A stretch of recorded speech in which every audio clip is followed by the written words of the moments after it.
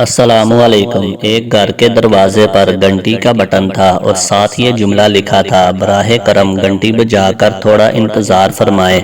اندر سے آنے والے نے پیدل آنا ہے، گاڑی پر نہیں۔ یوں تو یہ جملہ ذرا فنی سا لگا، لیکن تھوڑا غور کیا تو ذہن نے ایک اخلاقی کوتاہی کی طرف اشارہ دیا۔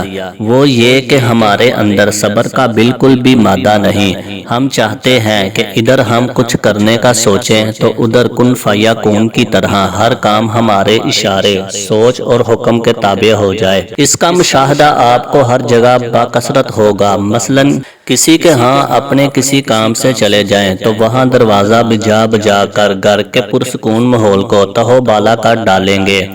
یہ نہ سوچیں گے کہ مطلوبہ شخص گھر پر ہوگا یا نہیں، اور اگر ہوگا بھی تو نہ جانے کس حال میں ہوگا۔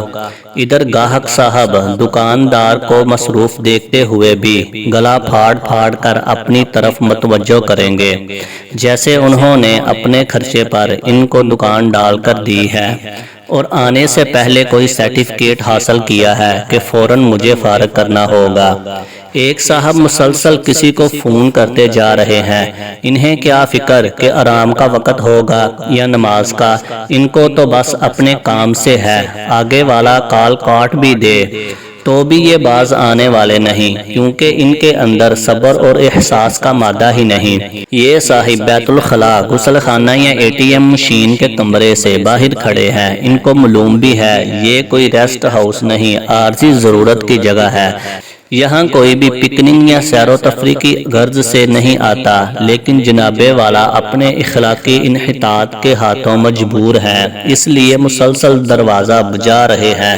شاید انہیں یہ ڈر ہے کہ اندر والا ان کا کوئی حق دبا لے گا جو یہاں سے یہ لینا چاہتے ہیں۔ حاصل کلام، ایسی بہت سی غلطیاں ہمارے اندر موجود ہیں جن کے تدارک کی ضرورت ہے۔ اس کے لیے ہمیں اپنے رویوں کا احتساب کرتے رہنا چاہیے۔ مفہوم حدیث: مومن وہ ہے جو اپنے بھائی کے لیے وہ چیز پسند کرے جو اپنے لیے پسند کرتا ہے۔ تو ہم جب اپنے لیے یہ پسند نہیں کرتے کہ کوئی ہمارے ساتھ ایسا کرے تو ہمیں چاہیے کہ ہم بھی دوسروں کے ساتھ ایسا نہ کریں۔ ویڈیو اچھی لگی ہو تو ویڈیو کو لائک کریں، شیئر کریں اور مزید اچھی ویڈیو دیکھنے کے لیے چینل کو سبسکرائب کریں۔